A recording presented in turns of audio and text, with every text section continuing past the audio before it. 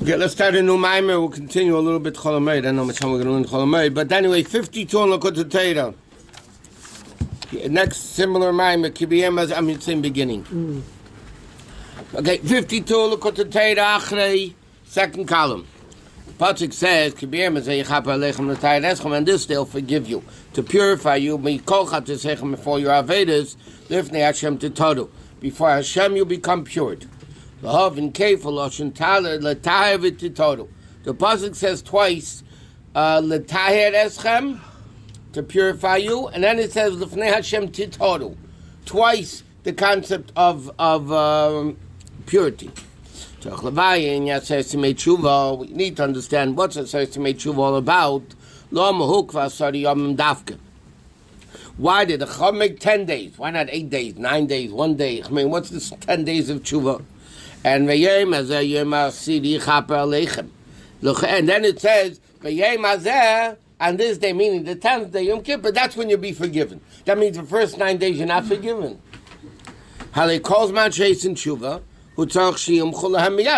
has to forgive us right away. So why is the Pasuk saying, and Yom Kippur is when Hashem forgives you? What's with the other 9 days? You do tshuva, you're forgiven.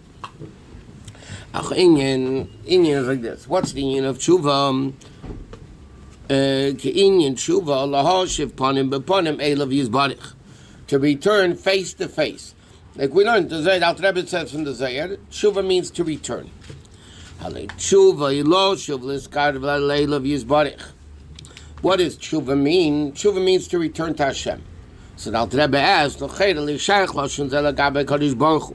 do you mean return? Return means you're far away, and then you have to return. But Hashem's all over the place. Where are you returning to?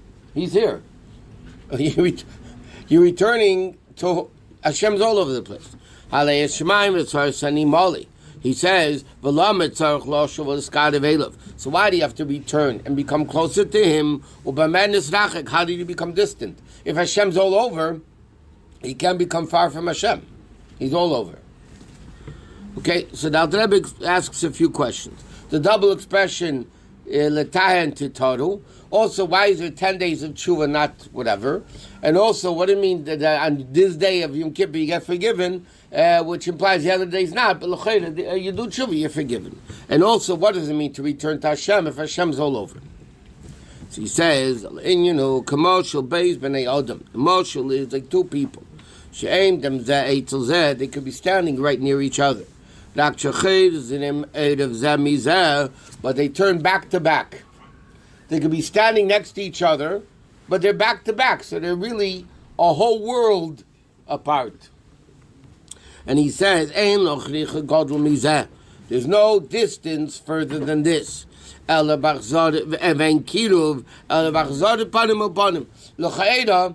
you stand opposite, back to back, see the whole world apart. How do you get close? You turn around and you face each other. So he says, Hashem said to Moshe Rabbeinu, you'll see my back, but you won't see my face. Which obviously, if the pasuk says you're going to see my face, you're going to see my backside, not my face, means that l'mayla in kedusha there's panim, there's face to face, and there's back to back. And it says, Yored Hashem panim v'lecha. Hashem should shine His countenance upon you. What are we asking? What is the bracha birchas kayanim?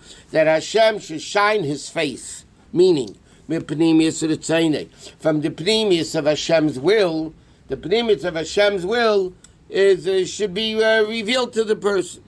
But there is a level in heaven of pnimius and chitanius, back and front, external and internal.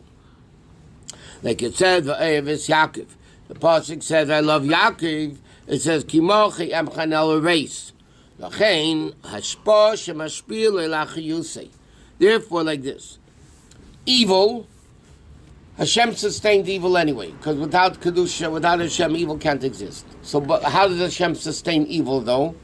Not in a way that He's looking at them, He's excited about it, He wants to smile at them. He throws it over the shoulder, so to speak. He has no choice but to sustain it. That comes from Bechinas Acharei, the external level. Commander Shadi Basi Katfa, like one who throws it over the shoulder. Sheneis and L'seine, that you give it to your enemy. Sheneis and B'Tzeini Gamur. You don't want to give it, you have no choice, so you give it. It's like you're forced to give it. But this is not what Hashem really wants. Meaning like this. When Hashem wants to sustain you, that's called panim. When Hashem doesn't want to sustain you, but he has no choice, kaviyachol, so to speak, so then it's called the backside. Aval tzaddik,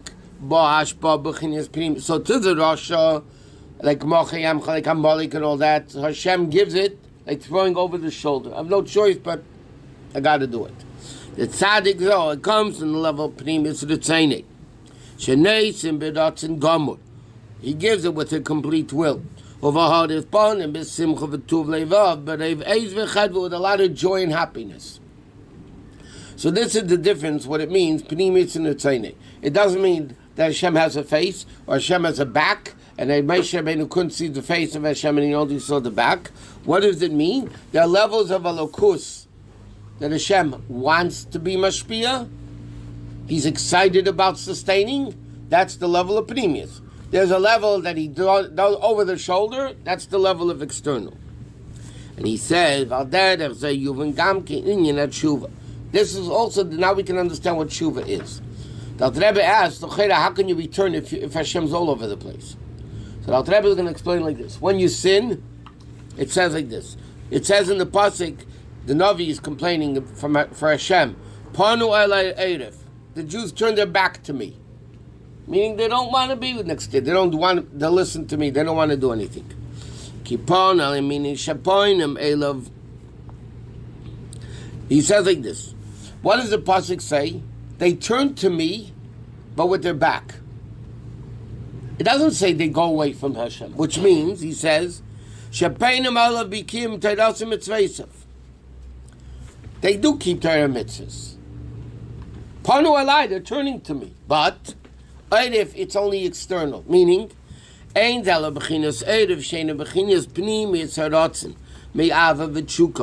not what this is what they really want to do. It's habitual, it's a habit, and it's cold. So he says like this. A Jew can serve Hashem, by the way, and be a super good Jew, a Beinani. He doesn't sin. He does every possible mitzvah, but it's still out of backside. Why? Because they're not interested. They do it because of habit. They're not interested. It's dead. Then it's dead. It's tougher to do. No, people do things out of habit. Someone who's not interested in putting tefillin on, it's harder for him to put it on. It's not true. They do it because a normal Jew, yeah? I'll give you a simple example. Chol Hamoed, everybody gets excited. They don't have to put on tefillin. Yeah? Oh. You don't have to put on tefillin. That shows that when you put on tefillin, you're not excited about it. But Ditchev was up a whole night waiting to put on tefillin the day after Sukkot and Pesach. He was up a whole night waiting. When could he finally put on tefillin? So he says, "Tshuva." So therefore, what's tshuva? So in other words, the Rebbe is saying it's not that you don't do mitzvahs. You do mitzvahs, but there's no feeling. It's over the back, over the shoulder. Tshuva. What's the level of tshuva? Hazor is panim bepanim, face to face, in a level of pnim. It's the tzayni v'cheftzei. So therefore, what is it? Tshuva means a level of simcha. I want to return to Hashem face to face, meaning I want to do it with excitement. That's what tshuva means. So he says, there's a very lofty level. How can this be ingrained within the person to reach a level that he really enjoys Torah mitzvahs like he does food and everything else? So he says like this. In order to understand this, to understand what the Gemara says, God will Talmud Shemevili de Meisim. Learning is great because it brings to action. What does that mean? The action is really what counts. The Talmud ain't a godol, and the only reason why learning is important because it brings to action. Right? That's what the Gemara says. Godol Talmud. What makes learning great? That means not learning by itself. Learning is great because it brings to action. And the Gemara says, if a person learns with the intent of not keeping, it means your embryo should have never turned over, which in simple English means you should have never been born. The Gemara says, if you learn Torah with the intent of not keeping, you should have never been born. Or the Rebbe Rashab speaks about those intellectuals that learn Chassidus only as an intellect, not to come into practical changing of a person's personality. Also, is very, very sharp expressions about that. Because the whole inyan of Torah is to bring action. Or be Yishalmi, and Yishalmi it says on the Pasuk, all your desires are not equal to learning. I feel the chefse shamayim. Shakol ha-mitzvahs einam kadai. I feel the dover echad shel divrei Torah. Shamalas eisik ha-Torah. You say that Mayus Kima mitzvah. But in Yerushalmi it says that the Torah is greater. Now the Rebbe is discussing now a contradiction. It's going to continue in the contradiction. In our Gemara it says learning is great because it brings to action. If you learn with the intent of not doing, you should never been conceived. Which means action is much greater than learning. Yet, Yerushalmi says that all mitzvahs together are not worth even one word of Torah. And not only that, even in the Gemara called Sameid Cotton, that the Gemara asks a question, a contradiction. One pasuk says, all your desires don't equal it. That means all your desires are not equal to Torah, but mitzvahs are equal to Torah. And another pasuk says, in other words, Gemara made cotton. That's a very simple question. One pasuk says even mitzvahs are not worth Torah, and another pasuk says mitzvahs are greater than Torah. So which one is it? The Gemara asks the question, and the Gemara answers, mitzvah she'yav shalasei saydei acherim. One pasuk is speaking about a mitzvah that nobody else could do. V'kan b'mitzvah she'yav shalakay ma'adei acherim. Meaning, shemitzvah she'yav shalakay ma'adei acherim. If somebody else is able to do the mitzvah, then Yanichani, you should let go of the mitzvah, not do it. V'yasik b'Torah, and you should learn Torah. Right? So the Gemara says like this: if somebody else could do the mitzvah, you don't do the mitzvah. Let somebody else do the mitzvah, and you go learn. If nobody else is going to be able to do the mitzvah, then you do the mitzvah.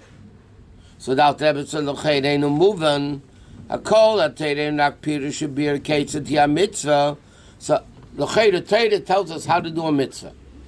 So how could telling us how to do the mitzvah be better than the mitzvah itself? You buy a new appliance, you get a manual how to work it. Yeah, how could that manual be better than the stove you just bought? It's only telling you how to use the stove. If the whole Torah is teaching us how to do a mitzvah, so how could Torah ever be greater than a mitzvah? It's only the manual of how to do the mitzvah, but it can't be greater than the mitzvah. Okay, so he says, and also he says, it says another thing we need to understand. So now the Rebbe is asking basically, what's greater, learning or mitzvahs? Because it's contradictory. And also another question, the Gemara says, if you learn the laws of carbon Eilah, the carbonis, it's like you brought a carbon. If you learn the laws of a flower offering, it's like you brought a flower offering. So he says, what do you mean? Bringing a carbon, you need a base of mikdash. You need koyanim, How can the Torah consider that if you learn the laws of Eilah, it's like you brought an Eilah? How could that be? You don't have a Beis HaMikdash, you don't have Kayanim, you don't have an animal. How could that be? Yeuven calls that. So he says, okay, top of the page. The understanding first the whole inyan of Torah.